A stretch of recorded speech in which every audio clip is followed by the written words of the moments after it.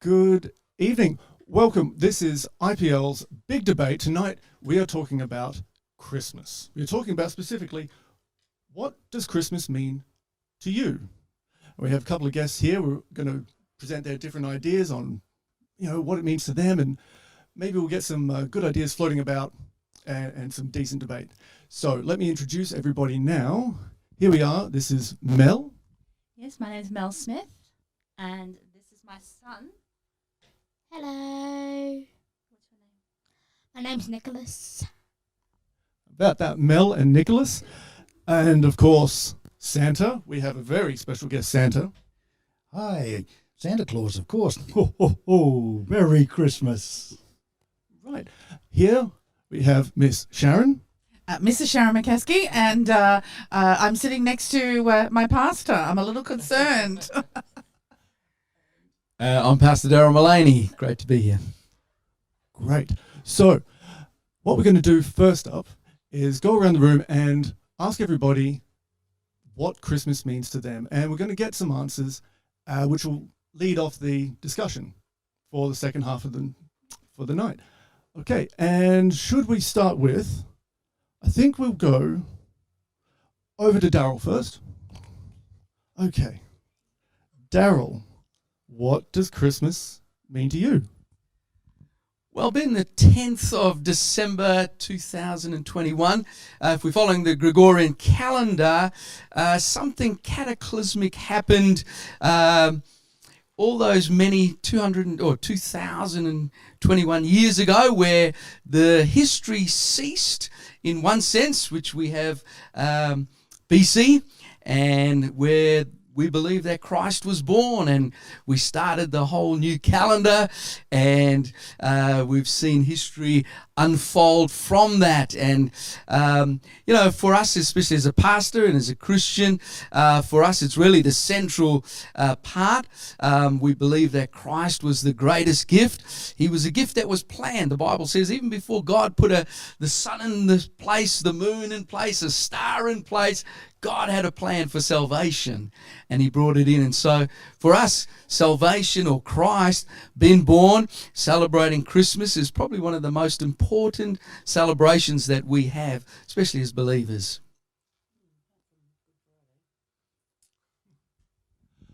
Okay, that was fascinating. Now, Sharon, would you enlighten us? What does Christmas mean to you? Well, I'm actually going to answer this in a two-part series. So basically, Christmas means to me, I come from a massive family in New South Wales. So Christmas to me is lots of drinking, lots of laughter, lots of food, lots of sharing, and lots of fellowship. Lots of great things together. And it's a time when it used to be, in my thought structure, where people would come together with great joy and happiness, and kids would actually run around the street out the front and share toys and lollies and things like that. And what did you get, and who did you see? And in you come in with food and etc. And I want to say that sitting next to me is this gorgeous man who I met on a debate on Facebook. We argued the point for about a month or two, and then had lunch, and then came over for dinner, and now we play bowling together. And I absolutely believe this man lives what he believes, and he is a true inspiration.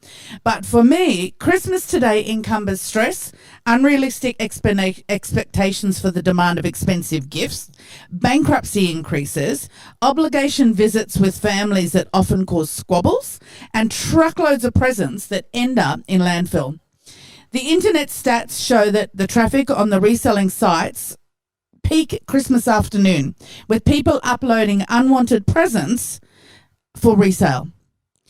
Christmas is nowhere mentioned in the Bible.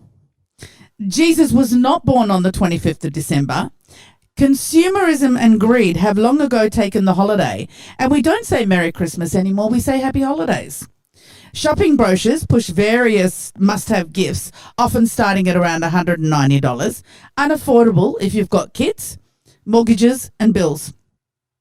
What saddens me the most is YouTube is full of videos of young kids, adults and teenagers all spitting the dummy because they didn't get what they wanted. And quite often it's something like an iPhone 12 and they wanted an iPhone 13. And my first thought structure is always, did those parents feel obligated and entitled the children to give them the 13 and exchange it.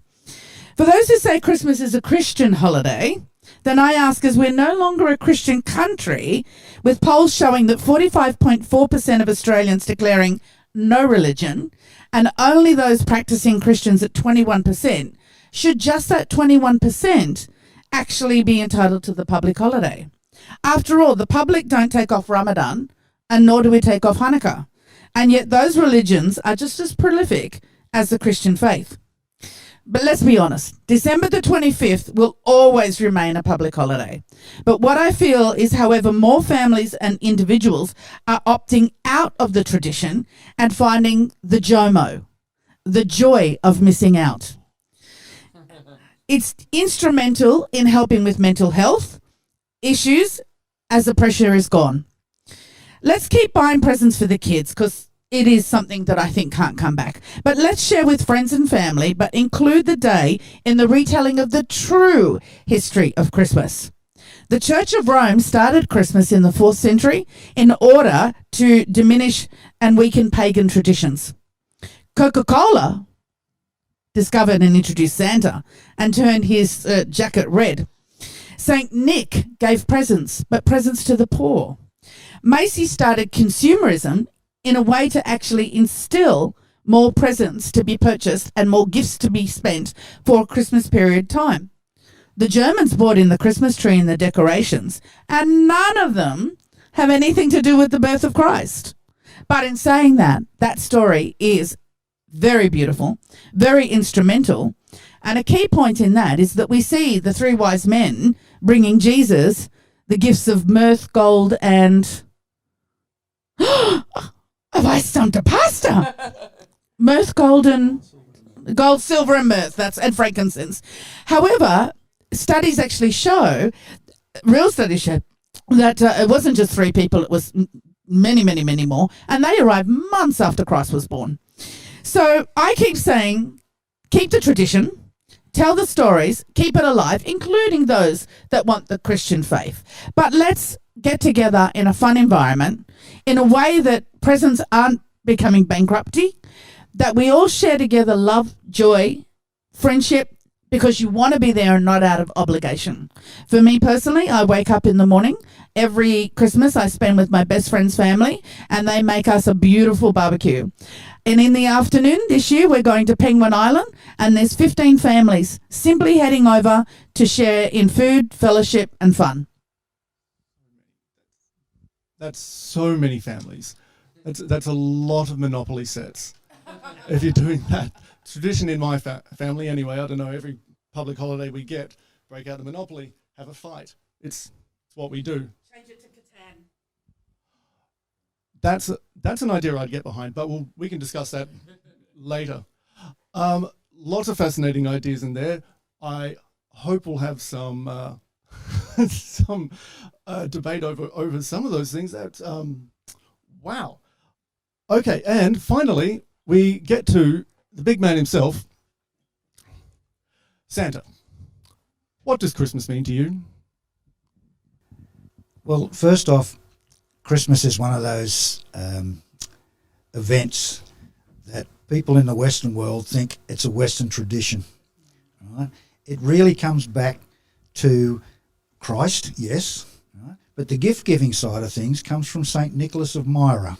Now, he was a bishop in the church, but the gifts were always given on the 6th of December, not the 25th. And the name Santa Claus actually comes from a mistaken hearing of the word for St. Nicholas in Dutch. And St. Nicholas in Dutch is Sinterklaas. Sinterklaas became Santa Claus. Right? It's as simple as that. To me, I love Christmas. Christmas is 24 hours a day, 365 days of the year at my house. The Christmas tree is still up. All the decorations are still up. They're up 24 hours a day, 365 days of the year. They never come down. Because every time I wake up, I look at them and I think, it's Christmas. I need to give hope to people. I need to have empathy. I need to include everybody. Right? It's something that, if you look at the joy and the excitement in a child's eyes when you've shown them the magic of Christmas. It's absolutely wonderful. Your own heart just lifts. I have people that come to me that are Muslims, that are Hindu, right, that are Jewish. It doesn't matter what religion you are. We are actually celebrating a joy of being together. Right? We are including everybody into it. Not the religious side of things is another thing. Right? From the Santa side, right, to me, there are no naughty children. I put them on a level of niceness, right? Because children are learning, they're exploring, they're pushing boundaries. Right? This is their knowledge. They need that knowledge. So it's not really being naughty. It's doing things that they need to encourage their brain, right? To get them to think out loud and that, right? To fantasize. And fantasy is what brings mankind further. We develop more through fantasy. Man on the moon, spaceships, planes, cars, all of this was fantasy until somebody put it into practice. If you don't fantasize, you don't evolve. Right? That, to me, is Christmas. Right? That's why I love Christmas 24/7. You get in my car, all you hear is Santa music. The number plate, it's a red car. The number plate definitely says it's Santa. Right? So, I can't really explain the joy that I feel sitting there with children, right, and explaining to them, about Santa and Christmas, from the religious aspect as well, right? I wear a ruby ring, which is in honour of the very first gift giver, who was St. Nicholas of Myra. He was a bishop in the church. It's a bishop's ring. Right? What more can I say? Thank you. Very well said indeed. Okay. So, wide and very differing opinions. And lastly, we'll have a little chat to Mel and Nicholas and ask them, what does Christmas mean to you? I am going to have to disagree on one very important thing here, that commercialism is definitely a thing, but it is not something that is necessarily the only thing that happens at Christmas. For instance, the most important thing for Christmas in our family is, well, giving gifts, not getting them. It's all about who can give the greatest gift. And it's not the most expensive gift. It's not the most extravagant gift. It's the one that has the most thought. And for instance, when we're buying gifts for our child from mum and dad, not from Santa, those ones we leave to him. So you write a letter and that's it. But when we go to get him presents, we check through the entire year, what is it that he really wants the most? And sometimes he says things like, what's the things that you like the most, sweetie? Electronics. Yeah, he wants a PlayStation 5. He wants a new computer. He wants this, he wants that. But when he gets something from us, like one year he got a Minecraft shirt, he lost his head over it. He loved it. Like, it was wearing, he's worn that thing to death. It's got holes in it. He was a bit disappointed. Like, I didn't get a PlayStation. Okay, lollies. And that was it. So he was happy with just being there and getting something. And then he got very excited about his present for Dad. So he was like bouncing up and down and, one foot going, what's your present? What's it? Open it faster. And my husband was being very slow and he was getting impatient. And Frank said, just rip it off, Dad. And it was like, what was it? It was the Monopoly set. It was the Game of Thrones Monopoly set. Yeah, it was. He went out and got his dad his favourite book's Monopoly game, and his dad collects Monopoly. So, I make leather crafting. I make everyone dice pouches, or coin pouches, or belts. That's what I do. We named Nicholas after St. Nicholas. It's actually a thing. Sinterklaas is my heritage. I am Dutch. So when you said that Sinterklaas, St. Nicholas, Sinterklaas, well, Sinterklaas kapoentje, ga je weer met het schoentje. Gooi je weer mijn laasje, dank je Sinterklaasje. It's actually a very important thing that we celebrate it on the 5th as well as the 25th. 25th is, for us, though, is the religious aspect. My son is Christian. I'm not. I'm atheist. Doesn't matter for me. He wants to go to church. I take him. And we do everything at church. And recently he just got baptized into it and he was very happy about that. And he's going to be going to all the Christian things and he loves the aspect of it. Most of all, he just wants to be there with his family. So it's not just, I have to be straight here. Spoiled children come from the parents who want to spoil, not from media. Media can help that along, but that's not what Christmas is about. Individually, Christmas is about the loving and caring of giving and helping and bringing magic into the world. All I think about Christmas is presents. And right now, that's all that matters. He's 10. One more time. I don't think I quite understood. What is Christmas about for you, Nicholas? Present. That's what it is. That's great. Okay, so I've loved hearing your individual takes on this. And what we're going to do is open this up for a little bit of debate. You clearly don't all agree on the aspects of these things. But just before we do, simple ground rules. We're entering a discussion like this. As always, we're just going to let everybody finish talking and we're all going to give each other the space to express our opinions and hopefully learn something from each other. So, while I have you, Mel, what is it then that you grew up with, coming from a traditional place as you have, what is it that you grew up with, tradition perhaps, that you wish was still a thing or maybe should be a thing where we are now? The thing is, I experienced both. So on the close to the 5th of December, because I grew up mostly on Christmas in Australia, we went to the Dutch club. So we had to go on the weekend closest to the 5th to the Dutch club where you'd have St. Nicholas banging on the door with his crook staff.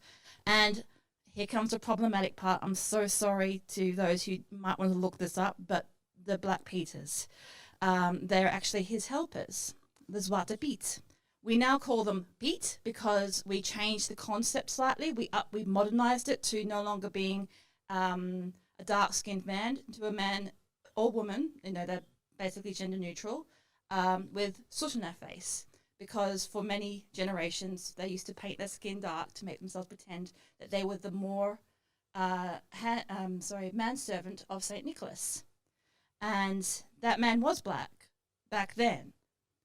Dutch people mostly weren't. So to pretend to be that person, they painted their skin and they dressed up like a Spanish Inquisitor, puffy pants and padded shirts and doublets. And the floppy hats with feathers coming out the top.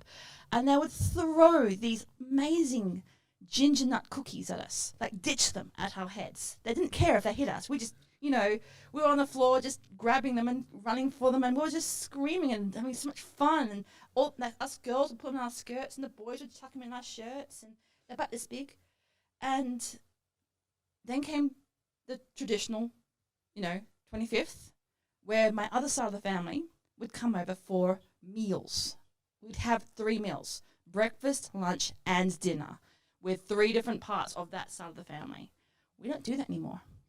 We can't do that anymore. The one thing that has stopped that recently is that more and more families are living further and further apart. It's harder to get together. It's harder to bring everything together, and it's much harder to afford to do stuff like that anymore. We can't cook nice big chickens. We can't have feasts. My mum would have a full platter of food on the budget that she still has today back in the 80s and 90s. Her budget hasn't changed. Her income has not changed. So unfortunately, economy-wise, we can't do those things anymore. Now, is it the same then? There are technologies available to us that can bring family that is a long way away to us. is it the same? Could you have a Christmas by Zoom? Absolutely. The one thing I did notice though when I was a kid at Christmas is that there was very little talking to each other and more talking at each other. So it's more of eating and being there. Zoom is very much a communication thing where you sit there and you talk to each other, and if you're not there, you're sort of eating your lonely noodles at home while everyone else is having a turkey. It can be a little bit off-putting. It's possible. I mean, if there's no other option, it's possible. And I find that fascinating and wonderful. I prefer, the Star Trek hologram programs, but, we're not there yet. Yeah, so it is definitely, technology has brought my family over in the Netherlands closer to me now. I was able to actually celebrate St. Nicholas with them. My family and friends, they all shared the photos of my friends shared the photos of their children running for the door, getting the sweets out of the shoe, and they were running around and just going completely off, and they loved every second, and there's a big party going on the street, and they were wearing masks. It's full-blown pandemic over there, but they were having a great time, and I got to watch it live. So that was wonderful.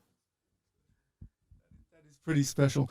And just before I zoom off, Nicholas, what's your favourite Christmas tradition?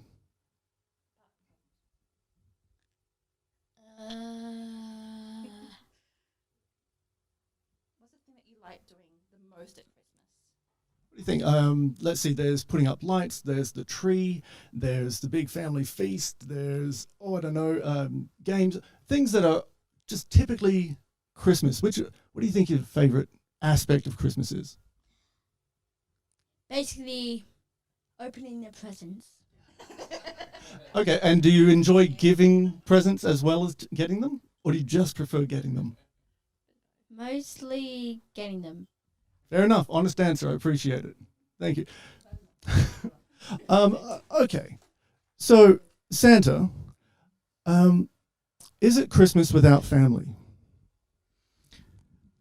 No, it definitely isn't. We have a very large family, and we take turns at whose house we have Christmas lunch at. Right? Christmas morning is a separate thing for each family to open the presents that I've delivered to them, right, and the ones that their parents are giving them. And then they all go, like this year, they all come to my house. Right? It's going to be a bit chilly for them, but right, not a problem. Right, we can get them in the sleigh and get them up there very easy. And that's probably around about 30 people, right, at this stage. Right, we might have a few others. There's one of my children who is away, right, about 4,000 kilometres away. It's a very difficult time of the year for her. Is that North Pole? Well, from the North Pole, yes, right. But it's a difficult time, right. She can't come, right, due to circumstances. But again, with the Zoom, we come in. Now, that it's not perfect, but it does that little bit extra, right, to include them. And this is what I talk about as inclusion. And it's inclusion not just for able-bodied people. I like to see in Christmas is that you're including the disabled, the autistic, right, the aged, right, the infirmed. Right? And you've got to bring all of those in. Right? Presents that I give are not all tangible things. The present that some child wants is a hug, right? To feel loved. Right? That's part of Christmas as well, is giving that out to the children. Right? And sometimes, today, I had a lady, and she would have been, I think he said that she was in her 90s. And she was in a wheelchair, right? And she was feeling poor. And we had a Santa photo together, right? And she was absolutely lovely, right? She couldn't speak or anything, right? And as he was leaving, he said, "Thank you very much, Santa.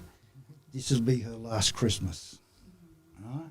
Now, I have been out with a lot of children where it's their last Christmas. Right? And during that time, you've got to be upbeat. Right? It's not just for the families. It's to include everybody. And that's the big word, inclusion. We have to include everybody. It just to me, it's a season, besides the religious aspect of it, right, which is, again, with St. Nicholas, right, and the presents are given on the 5th, although it celebrates his death on the 6th, right? They give the presents on the evening before, right? He was the very first gift giver. He was the man that it was God's duty that he actually went around in the night secretly giving gifts, food, clothing, money, right, from his own wealth. Right?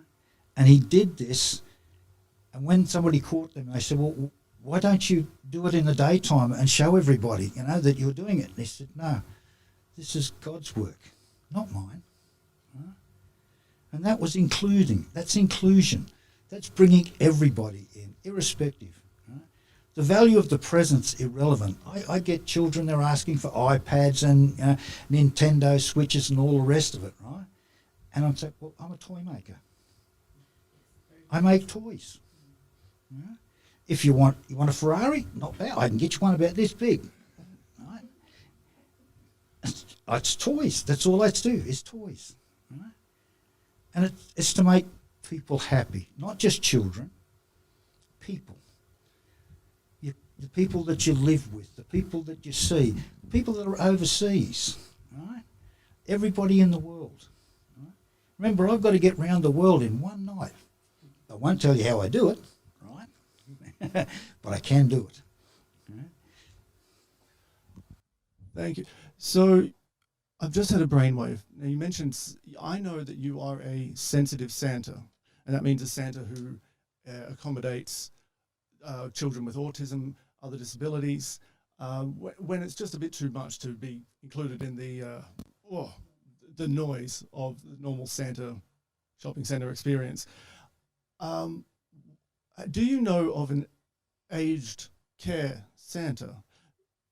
Because what I know about what little I know about aggressive dementia, thank you so much. Yeah, is that they often return to a state of childhood thinking. Do you think that'd be something that would be, I don't know, useful, helpful, happy? Something like that is inclusion again. Right? It's helping people. Right? And it's for no return to yourself. Right? I've done little things. I consider them the little things, of going out and visiting people at their homes for sick children, for helping them out, right? I have aged people that come. I have people that come to see me, right, when I'm at the shopping centres and that and visiting, and they may be crippled in some way, right? I get a lot of them just walking past, right? And it's a case of saying, hi, and I'm waving to them, right? And the face, you look at the face and the eyes and they just light up, right? And it just means so much to be able to think, one little thing that you've done is just waving to them and saying hello, and all of a sudden, you've lifted not only yourself, but them. And with aged people, it's the same. Right? It's the age runs from, I've had them 3 days old, right up to almost 100. Right? If they want, they can sit on my knee. I had a lady today. I talked the children into getting grandma over, sitting on my knee. Now, she hadn't done that for quite a few years, right? When she was a child. Right? But that's what it's about. It's bringing people together. That's Christmas. Right? We come together as a community. We help each other. Right? We celebrate. Right? And it doesn't matter what religion you are. It doesn't matter what age you are, what race you are. I don't care. You're just another person who I love. That's beautiful. You can't help but have your heart melting a little bit. Now, you've mentioned, Santa, a keyword there, community, and I'm going to jump over here to Daryl because I have a feeling that your connection with local community increases dramatically when it comes to Christmas time. You have perhaps outreach program, or there are many people who rely on Christmas the Christmas season is when these things like food drives happen. It's when people choose to care. It's that one time a year, and we wish it could be all the time, but it's not. How do you find your connection to community during the holiday season? If I can answer that sort of in a roundabout way, and also just to talk about some of the things that have happened that we've been spoken about, I think Christmas has become incredibly commercialized. And so, when you understand that that they estimating that the world will spend will spend 23 billion on Christmas presents. And you can see, if there's only 7 billion on the planet, hopefully I get 3 billion. No. But there is this, it's become so commercialized. We talked about dates. We celebrate Father's Day in Australia and especially here in Perth. For some reason on a date totally different to every other nation that celebrates Father's Day. But it's the day we've chosen to stop and to reflect and to recognize. It's a bit like Christmas. We all know Jesus wasn't born on the 25th of December, but it's the date that we've chosen to stop. Now, just listening to these guys here, we've had so many different traditions. One of the things that I love about Christmas, if you look at every nation, every tribe, they all have their different traditions and the way they celebrate. But the thing that I've loved, and I've listened here from atheists, Santa himself, my good friend Sharon, I think at the end of the day, if we could put aside all the money, all the consumerism, all the food, it was about a Heavenly Father that sent a Son, and He didn't send Him as a superstar to land on the world stage. He sent Him as a baby into a manger with a mother and a father. And what I'm hearing here tonight is this desire for family, this heart for family. And that's the thing that I love about Christmas. One of the things that I love about the Bible, it says God puts the lonely into families. And for us, we don't have huge amounts of, because there's lots of groups that are providing food hampers and doing that.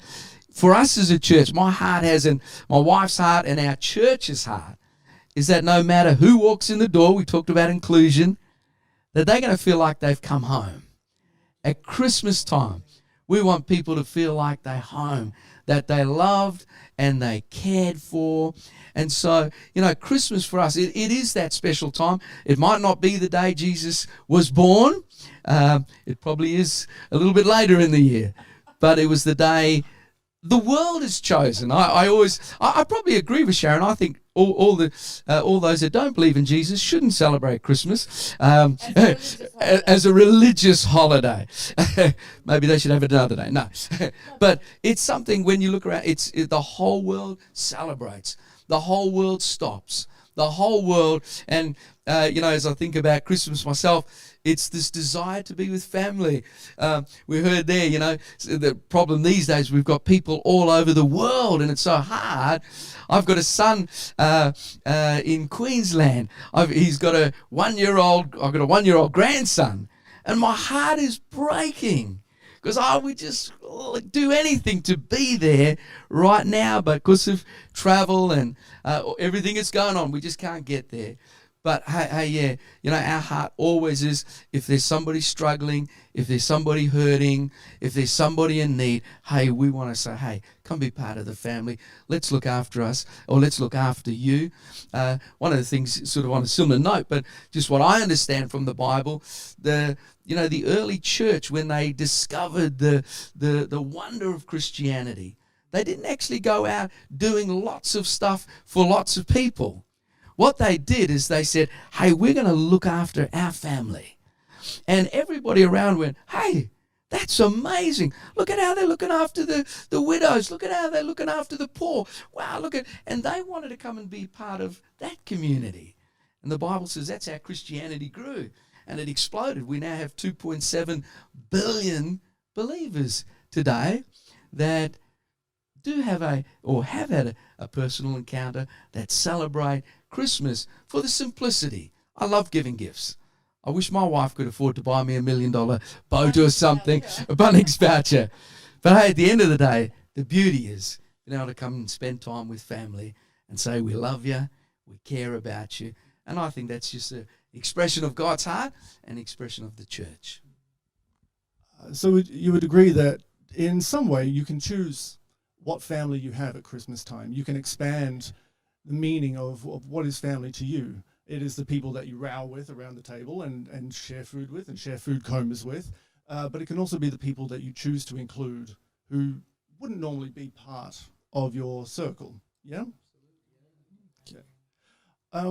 It occurs to me, though, that it's not just the 2.3 billion Christians in the world that Christmas is important to. All the other faiths contain populations who may rely on the Christmas season for other reasons. So tourism, for example. Let's say a country like Thailand, predominantly not Christian, or Bali, right. But come Christmas holidays, we tend to travel and we'll go to places like that, and they may rely on the Christmas season as an influx to their economy. Christmas is an economic powerhouse. So given that, is there still enough of a reason for you, Sharon, to say maybe kibosh Christmas as a religious holiday? Do I think it should be kiboshed to stop it as a Christian holiday?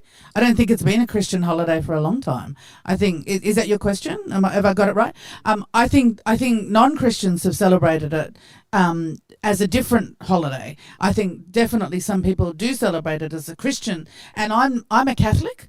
And I certainly believe in the Catholic doctrine, but I believe in reincarnation, and I believe in Christ was a Jew, 100%. I believe that. So for me in particular, I have been to a church that basically was so unwelcoming, so unkind, and their service that day was, when you get to heaven, talk to God about how many people you welcomed into the church. I met this man, as I said, on the internet, and we disagreed about comments that he mentioned, I mentioned, back and forth. And from that, a firm relationship took place because this man lives his faith and he actually listened to hear rather than to control. And I have such respect for you. In saying that, what you're talking about with maybe going on holidays, there is a new movement which I am totally involved with. Right. So 2 things, can I just digress very quickly? Santa said that there are no bad children. Well, I'm sorry. Let's talk about Jack the Ripper. He was a child once. And if there was no bad children, why, Santa, do you have coal? That's all I want to put out there. Just saying, coal.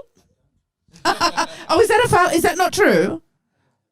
Well, I will Google that.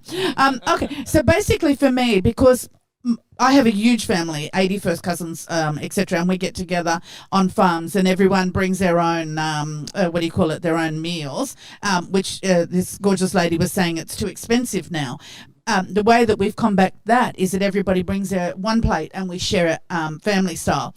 For me, because I am on my own issue with my husband and my son, and we have 19 other people coming to Penguin Island, sharing fellowship and fun that would have spent that day home alone. There is a new movement which I absolutely love, and it is about no longer buying stuff. It is about no longer 90% of stuff goes to landfill, right? We need to really stop that. We need to find a way to reuse, recycle, upsell, etc. So the new movement actually is about buy experiences and spend time. So the answer there of going to holidays as a family, which increases tourism, spends money, actually combats 2 things. A, you're then not buying plastic that just goes into the ocean and other places, and you're creating memories that you'll remember, and hopefully, as this gorgeous lady's done, build traditions year after year after year that will actually work together. So I definitely don't believe that we shouldn't be spending Christmas. I think that we should be looking at Christmas in a different light. Christians absolutely should be spending time together, and I go to his service. It's 4 hours. It has the most amazing food, and it is so uplifting. It's not funny. So that is my belief. To the point, I'll let you a little secret. Your wife gave an amazing talk the other day about the Jewish Christ being with that faith and Mary and so forth. My birthday, as you know, is next week. Words that she has mentioned, I'm tattooing on my arm. Because every time I want to look at that, I've booked into dark side tattoos, and every time I look at it and I need to hear those words, they will be on my arm. And I cannot give you a more honest compliment than that. But you know, I don't share 100% of your beliefs, but I share your passion, your truth in what you feel about it all, etc. And you teach me things more and more each time that make me want to believe. So I can give you that bigger compliment. So I believe in family 100%, and family doesn't necessarily mean to be blood. My father was an alcoholic and a doctor. My mother was a drug addict and a nurse. And we were very wealthy, and my auntie would sit around the room going, "Oh, here's a present, here's a present. Oh, Sharon, we ran out of money." Yeah, well, it was $3 million sitting in one account, etc. But people are cruel. People are very cruel at that time. So family isn't always, and let me just say, my family's split into almost two sides, and I spend a lot of time with the other side. And tremendous. From my parents, I left them when I was 12 and moved in with an Aboriginal foster family. And that was the best upbringing out, and then went back to my own maternal grandparents. So it's been very interesting, the developments and the things that I've learned. But I believe family is who you love and who you choose. I believe Christmas should be about spending the time. I believe commercialism has taken over, and this gorgeous lady saying about parents doing it for a sense of entitlement, like the child learns entitlement from the parent. They do, but I also feel, unfortunately, society and community has pushed the parent into a corner they may not be able to get out of. Because if you're only one not giving little Johnny an iPad and everyone's got it, then effectively you're reverse bullying little Johnny and making him an outcast. So there is that sort of situation as well, where community needs to look as well at what we're saying to families with unrealistic expectations. Because I can assure you, in January, February, when the bills come in and all those things, a lot of them are very much financially disadvantaged. One of my girlfriends wrote this amazing letter to her son from Santa, basically saying, well, I can't help you. I only do toys. I only do this. Mummy and Daddy at the moment, and the world is looking after COVID children. The world is looking after this. The world's looking. We can't afford to do that. And the child, because he got it from Santa, totally on board with it all. And I love that. So there are a million things that are really good about Christmas, but gosh, there's some shocking stuff about it as well. Absolutely. There's something we can all take away from that. And we do need to be a little more conscious of what we do with this opportunity that we have and the money that we spend. Okay, so I had a question for you, but I'm going to have to come back to it because I've totally forgotten it. So I'm going to zoom over here. Mel, do tell me, now you've got young Nicholas with you and he attends a public school, yes? Okay. So what changes have happened to celebrating Christmas in schools? Is it still the done thing? Is it now a multi-faith kind of inclusive celebration, and is there anything that offends you about the process that they have in place as it is? All right, this is actually a loaded question in that respect, because our school, Nicky has gone to two schools. So he went to a school in Gosnells, and now he goes to one in Kwinana. And in Gosnells, there are several different demographics there, which most are Aboriginal, but the other most are mostly Muslim. So it's actually a very large chunk of multiculturalism going on. In his school in Gosnells, for instance, he was the token white child. I kid you not. There was only other children from other countries in his class, maybe I think it was 2 others, and that was it. As he got older, more came in, but it was mostly children who were immigrants themselves, or their parents were immigrants and they were just born here just in time, or were coming over with them as babies. So their English was perfect, or they had an accent, or they had their own cultures at home. They'd bring in their foods. We actually had a rule in his class. Halal was a thing, kosher's a thing, end story. We just make sure. Some other parents got a little offended, but they were shut down fast because we're like, this is a dietary concern here. By the way, I'm allergic to pork. That's me. So I have to eat halal. I have to check those ingredients. So this is not just a religious or a cultural thing. So he was raised with that. But they also did Halloween. They also did Easter. They did the egg hunt. They also celebrated what I can never remember the English name for, Sugarfest. It's the Muslim day when they all stop fasting and can eat again. End of Ramadan, yeah. But there's a word for that. I can never remember the name for it. He used to have that, and their parents would bring food to the classroom, and everyone's like feasting on this, is it baklava? It's those little baklava, yeah.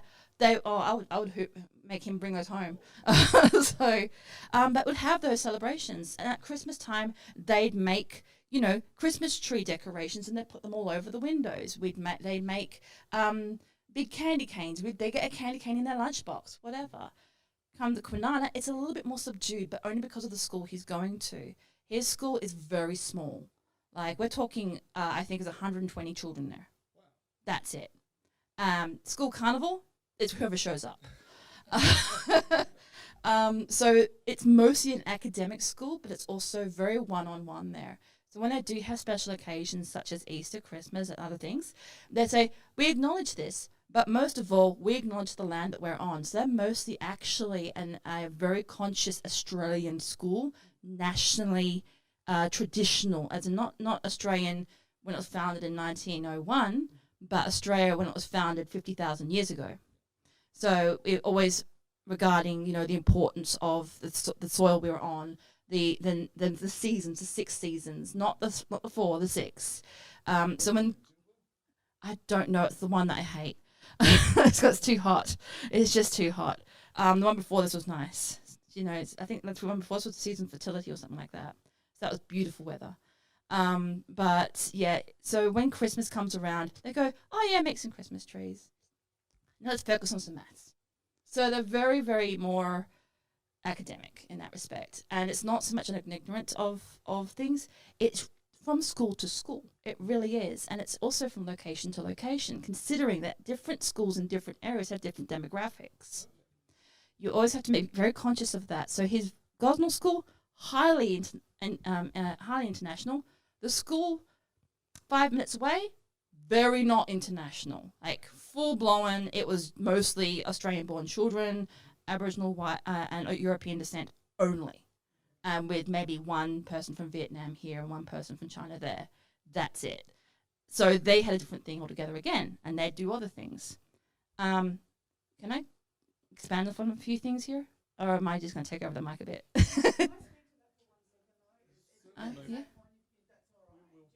Yeah. I grew up in Sydney, in Lakemba. I was one of 2 people that were white in our school. A lot of my friends, Muslim, Arabic. I can speak Arabic. I cook Arabic. I can make you baklava. Italian, Croatian, Egyptian, Vietnamese. We grew up in the 70s in Sydney.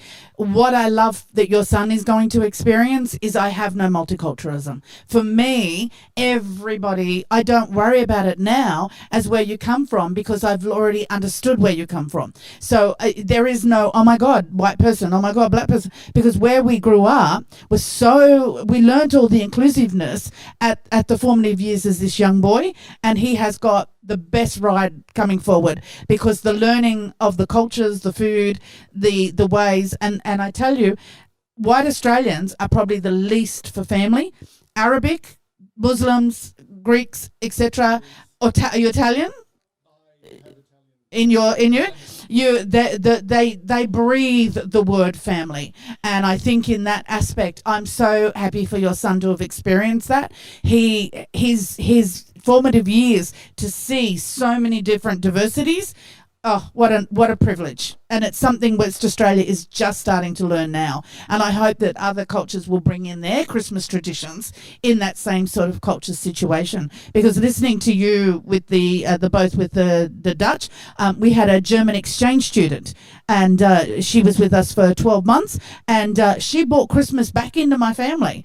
I will give you, though, I put the tree up Christmas Eve and took it down Boxing Day. That was going to be a question that I came to, is where you stand on Christmas lights. But just quickly, I want to ask Daryl here, are you disappointed with the either over inclusion or not, the removal of Christmas from public schools?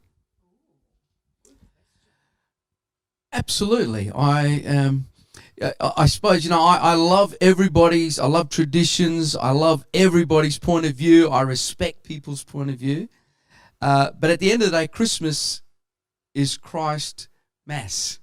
It was a time to stop and celebrate Christ. Now, people have made it 101 other things. A bit like Easter. It was never meant to be about bunnies and eggs. It was about a sacrifice.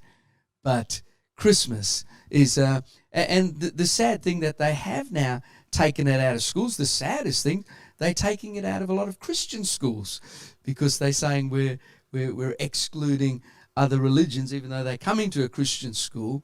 But that does sadden me, because I think it probably is the one major celebration that we have as the Christian church. As every belief does have their major celebrations. If it's Muslim, we don't see Australians going out and celebrating that in some other sense. But Christianity Christmas seems to have taken on 101 forms, which for me is sad, and it's sad when it's excluded out of schools. I think no matter what school, whether you're Christian, Catholic or whatever, the history of Jesus needs to be told. 100%. I totally agree with you. Personally, I think the more holidays, the better. We should just be learning about all of them. Well, that's a good point. There are workers, there are employees of businesses who also rely on the Christmas period, because if they don't have the staff, other maybe people who don't believe in Christmas, they will pick up the extra shifts. They get the double time, the extra pay, and they might rely on that for their families. It touches so many tiny aspects of our society, and it just keeps on evolving, doesn't it? Santa, tell me. Okay, well, first of all, tell me, when should people, for once and for all, when should people put up their lights and when should they take them down? Well, if you're like me, you put it up 500 years ago and you still haven't taken it down, right? The tree is just a symbol. The lights are just a symbol. It's what you put into it from yourself that makes it. It's the same as anything. Any religion is the same. It's what you believe in internally and what you put into it. You can't keep taking. You have to give. The same as with when they mentioned about giving coal. And I'm saying, no, giving coal was a way many parents hundreds of years ago decided, let's punish the child rather than talk to the child about what they were doing and to explain the reason behind what happens to be what we call naughty. If you explain to a child, they're intelligent. They are super intelligent. They will understand what you're logically bringing them to. You don't have to give them a lump of coal or even a potato. Right? I had a parent quite a few years ago now, put a little note with my elf. Came in, Santa, can you apologise to little Johnny because you gave him coal last year? Right? She was saying that he was naughty, so she took all his presents and put coal there. Right? In he came, and in a very loud voice for everyone to hear, including Mum, I said, Tommy, I am dreadfully, dreadfully, dreadfully sorry for giving you that coal last year. But I promise you I will never, ever give you coal again. Now, the look on Mum's face was, oh, hang on, that didn't work out right. But you don't use threats of Santa Claus. Like, if you're naughty, Santa won't bring you a present. That's not it. That's not what I'm about. Right? Anybody can come to me. I don't care what they are, who they are, whether they're disabled, they're black, they're yellow, they're Muslims, they're Aboriginal. I don't care. I look inside the person. It's the person inside that you have to look at, not the outside. Outsides are different on everyone. Right? But inside, we're all the same. We all have the same needs. We want to be loved. We want to be cared for. Right? That's what it's about. That's Christmas to me. Now, I know that you're a little bit of a history buff, and I have already learned so much from you, but I'd like to know how you feel about the change of uniform, because there has been an evolution from the early days. I think you said, year 270 is when St. Nicholas was about. So how do you feel about the current garb and how it came about? Well, St. Nicholas, right, was born on the 15th of March in the year 270. He died on the 6th of December in the year 343. Now, he was a bishop, hence the ring that I wear in his honour. Right? Now, the bishop was full robes, large hat. If you go to Russia, you'll see them over there with all the robes and everything. If you go to Holland, it's the same thing, right? It's a bishop's robe. It's St. Nicholas. Now, many years ago, there was a colony in America called New Amsterdam. It was a Dutch colony.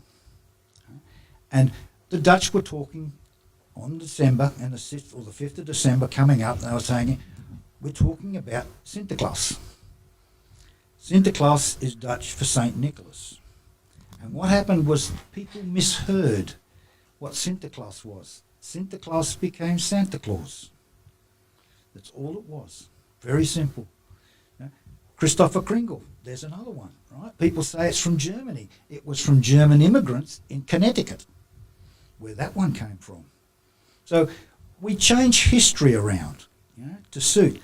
The suit here, right, basically came about in a way from Coca-Cola for the red and the yellow, which was a commercial thing, right? Rudolph. Rudolph came about, right? Just as a little added in there, right? So we now have Rudolph, who's around about 83, 84 years old, right? The oldest reindeer is Comet. He's around 320 years old, right? And then you've got Dasher, Dancer, Prancer, Vixen, Comet, Cupid, Donner, Blitzen. Right? Donner and Blitzen were born in a very severe thunderstorm with lightning and everything. Donner is thunder, German. Blitzen is lightning in German. Right? So these are all the things that come over time, right? And Santa embellishes a lot of this as well by people around the world. Right? But the basics of it all is pure and simple. It's love. It's being there for somebody else, no matter what. Right? Be they family or not. You've got to be there. You've got to include them. Right? That's what Santa's about.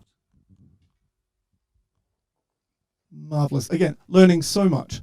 It's miraculous. Now, Mel, you had wanted to expand on something that you were saying earlier. Would you still like to comment? Okay, we are coming to the end. Yes, please tell us what your thoughts are. Okay, I just want to make a comment. By the way, my son's not here because, well, these things are rather confrontive for him and he was starting to get a little bit uncomfortable. No offense, but he was getting a little bit uncomfortable, so I sent him out with his Switch. But I wrote some notes while you were saying some things, and you, Santa, as well. And you, sorry, what was your name? Sorry? Daryl. But what's your title? Pastor Daryl. Okay. Sorry, as I said, atheist. I'm Christian raised, but I remember nothing. But I had taken some notes, and we were talking about the schools and the different traditions in those schools and how you were doing, how we celebrate Christmas and things like that as well. And it sort of spiraled out into other things because when you were talking about commercialism, commercialism is going to exist. And I wrote this as a speech, so I'm going to read this. Simply because businesses want to make money in a capitalistic society. If Christmas did not exist, they'll commercialize New Year's, which they did. So, episode of Simpsons.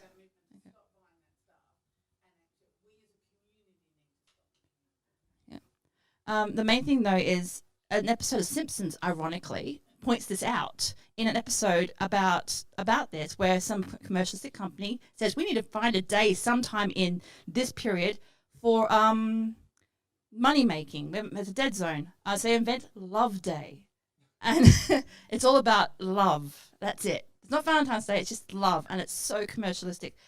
Anyway, it's what they do, and it's what they're going to do. And I'm going to have to disagree with one thing is that I'm not a parent who feels guilt in missing out. I have lived in poverty or near poverty most of my life. In fact, I'm only just getting out of it now. I am 37, and I've only just started a career, that path that could actually lead to something. So not once have I ever felt, once in my life, that I have missed out because some child down the street got something more than me. Not once has my child felt like he missed out because someone else got something more than him. He has never, and I have never, and my husband has never felt like we've been missing out. My mother's family might have gotten a little bit shirty at some things, but they were also raised in poverty. My mum grew up on a dirt floor, literally, in a tin shed out in the wheat belt. It's all about how you receive those gifts of life, love, and living. Oh no, I didn't just say that. Live, life, love. Anyway, I was going to say about the thing. It's coal is the old version of socks. That's all it is. It's not a punishment present. It's we don't have anything more to give you, so let's keep you warm. That's all it is. Yeah. So happy holidays, because there's so many holidays during this time, and that's it. Just on that, do you have a habit of saying happy holidays instead of Merry Christmas? And are you annoyed when people say Merry Christmas to you and they're not being inclusive by using the generic happy holidays? Actually, no, because I've worked in retail, hospitality, and customer service for nearly 20 years now, and I say happy holidays because it applies to me. If they say Merry Christmas back, because it applies to them. If they say Happy Hanukkah back, it applies to them. And it's all what you say. If they say Merry Christmas to me, I will say Merry Christmas back because it applies to them. I think that's a great answer. That's very cool. Does anyone disagree with that? I think it's hard to, but how do you feel, Daryl? On which point? Well, yes. Do you find it a little annoying that people have moved to a generic happy holidays so that they can avoid saying Merry Christmas for fear it might be controversial or upsetting? No, I appreciate all the different traditions and what people do. As we said, not everybody celebrates the Christian side of it. I think what annoys me is when governments try and shut that down and stop that. But I think people need to be able to choose what they do. And as I say, for me, it has very significant meaning. So if people, I don't care what they say, Happy Holiday, Happy Hanukkah, I know what I know what that means to me, and how important that is in my belief. But yeah, I think that is one of it's a changing world, as we heard earlier. At one point, 70% of Australians said they were Christians. Not anymore. And it is a changing world. It's a multicultural world now. One of the things that I love about Australia, it was a time where the Bible said, go to all the world and preach the good news. I don't have to anymore. They're all here. It's great. What would you like to say? A few things. I love what you said about the coal. Thank you for educating me. I live history. And unfortunately, society has changed that. It's the same as Mary Magdalene's only mentioned twice in the Bible. And she's mentioned as a rich woman who supports financially Jesus. Somehow or another, we've got this person who's a prostitute. You know, it's again what society comes up. I love it when I can hear people who have actually heard situations where their children and everyone feel that they don't feel guilty or sad, and unfortunately it's not the case for everyone. And YouTube has got thousands of videos of spoilt people throwing presents against the wall, etc. I love fellowship, and I just want to end my point on one thing. 21% of Australians no longer say they're Christian. Picture this. Aliens come down. We're being taken over. We're all being lined up to be killed. I bet you anything they'll pray to Christ. Interesting. Interesting. I don't know. I think I might just be converting to Santa. Well, do you disagree, Mel? As soon as you can breathe. I said I was atheist. I didn't say I wouldn't believe. No, I probably would say, if there is a higher power, please save me, Santa Claus. I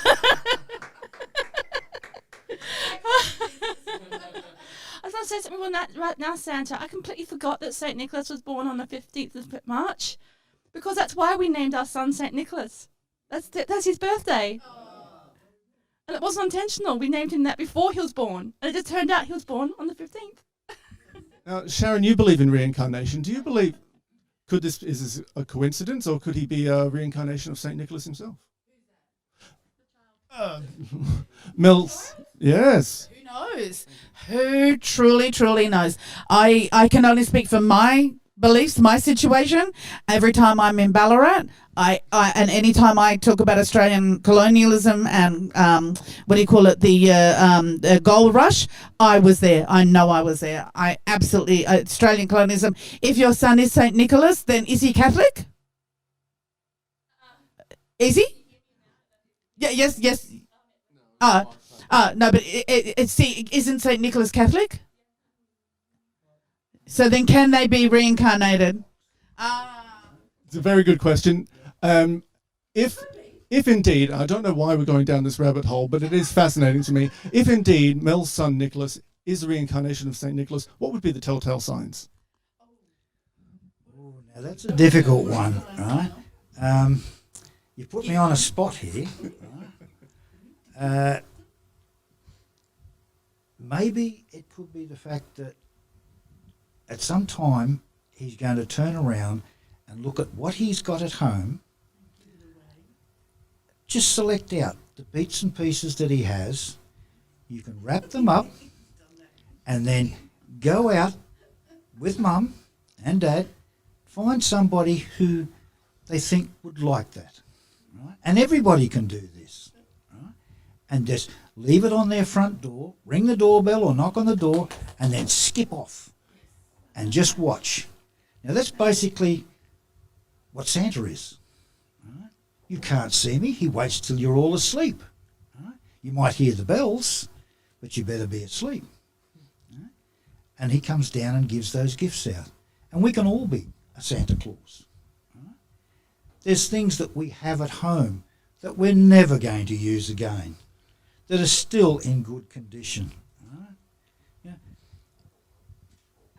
You just take all this stuff and you go and you give it to somebody. Right? But if you give it in secret, right, without anything at all for yourself, and this is what St. Nicholas did. Right? He did it in secret because when they asked him about it, why are you doing this? Why don't you, everybody tell you? He did it because, no, it's for God, not me. It's God's way. Right? And that's what he did. I think in a modern time then we can take from that we are able to all find our own reason to give. We needn't be Christian in order to have the spirit of Christmas within us. I would just like to ask go around the room, one final question. In the spirit of giving, I'd like to know what is the gift you're most proud of giving? The one that really you nailed it. What is the gift that you really are proud that you gave? Okay, this is actually a big one, and it's very relevant to this entire conversation that we've been having for the last hour, because I didn't want to have children before I met my husband at all. 100%. Did not want to have children. I was going to get a hysterectomy at the age of 25. Then I saw him with a child in his arms, his nephew. He was cooing at it and having a conversation. I'm going, crap. A year later, Nicholas was born. And that in itself was the greatest present I could ever give my husband, because he has been the most amazing father and he was born for it. And my son gave his school his kitchen set without telling them. So when you said that, I just started crying, because that's passed on from father to son, the gift of giving. But that is the best present I've ever given. That's fantastic. And a little round of applause for Nicholas too. Oh, bless him. Oh, good. And all that talk about only wanting to receive presents. Lies. Nonsense. He secretly loves to give, I think. Yeah. Okay. Santa, you give a lot of gifts. I mean, this must be a hard question for you. Should I come back to you at the last? No, we can do that one. I think I've told you about this before, but the best gift that I ever gave was to a small child. She was only maybe a metre high, if that. Right? She had this beautiful red dress on, and it had gold all laced around it and everything. She was absolutely gorgeous. The parents had dressed her up ideal. Right? She was autistic, and she had a hearing problem as well, where she had 2 hearing aids, but she could only just hear. And she had her little rabbit with her. And we were talking, getting used to each other, and I said, "Oh, can I talk to Bunny?" And she handed Bunny over to me. And I looked up, and Grandma was crying. And I thought, "Oh, I've done something wrong."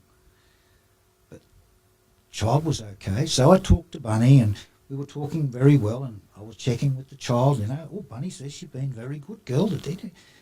And Santa can talk to these people, right? And to the toys and everything, right? And then I decided, I gave the bunny back to her, and I said, "Oh, have you seen the train I've got running around in the tree up here?" And she looked up, and I said, "Did you want to see it?" And she nodded her head. So I bent down and I picked her up. Both parents and grandmother just lost it, complete tears. And I thought, "Oh, I've really done it this time." But the child was happy. So I was showing the train going around and around inside the tree and everything. We sat down, we had some wonderful photos, right? She gave me the biggest cuddle that I've ever had. And afterwards, I spoke to Grandma and that, and I said, "Did I do something wrong?" Was she crying? She said, "No, that was the very first time she has ever given anybody that bunny rabbit. And it's also the first time she's allowed somebody to pick her up that isn't in the family." And that just melted me. Oh, that's a touching story. That's so nice. Tough one to follow, I think. A diamond ring and a trip to America. No, seriously, no. We believe in experiences, and I think the best things I've ever got is things off my son when he writes me letters, and I write my husband letters, and I think they're so personal that when you end up in a situation where somebody's house is burning down, you grab the letters. And over the years and through the business community and many chamber events, and I've spoken to CEOs and other people, and it's like, I don't know what to get my wife. She has everything. I do whatever she gets it, etc. I've responded on numerous occasions, write her a love letter. And they've stood back and they're like, for Christmas. I'm like, seriously, she is not expecting it. It is from the heart. It is something so different and doesn't cost a cent. And I've probably suggested that more times than I can care to remember. And each time they've rung me in January or seen me and said, I cannot tell you how much that bonded my family together on Christmas. Do you think they read them aloud in front of the family? How terrifying. Oh, but still, what a Just right, very personal things. Like, why do you appreciate this your wife as a mother? What is your, something that you always think but you don't ever say? Because most people will always think nice things, like getting a tattoo because of your wife and her words of wisdom, but you don't ever articulate it. And that articulation, it speaks volumes and costs nothing. absolutely right. You will be. Coal for me. No, and what I like about this is, are you saying that advice, is that the gift that you gave to these people? Yeah. I think that in itself, I'm not saying go out there and give unsolicited advice to everybody. Don't say that. Yeah. Yeah. Wait till people ask, then give good advice. That's a nice gift. Daryl, what are you most proud of giving? I don't know about proud. The most memorable gift my wife said I ever gave her was a chainsaw. She has never forgotten that. Or forgiven. She used it well. But I 100% agree with Sharon. I think most of us, if we're honest, we wouldn't remember most of the childhood presents we got. What we remember was they given with love. Did we feel special? Did we feel cared for? And that's why, for me as a Christian, the principle is, for God so loved, he gave. If you give without love, it takes away the whole meaning of whatever you're celebrating. Oh, thank you, guys. I have really enjoyed talking to you all. I think we've shared some great opinions. We've disagreed, we've agreed. I've learned some things. I think you all have as well. So I'd like to just pass the microphone one more time to Santa, and he will leave us with a few words. And I can't wait to hear what he's got to say. Santa. Well, I did cheat and I wrote these down because it does mean something special to me. Right?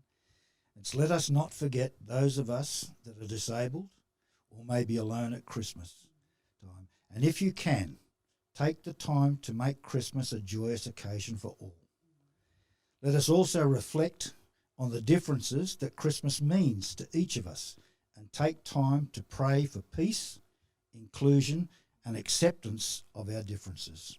Thank you. Thank you so much. Thank you, everybody. I really appreciate you taking the time, and I hope that you've sparked, I think you have, sparked some conversation out there in the world. Please, everybody, thank you for watching. I hope you enjoyed it.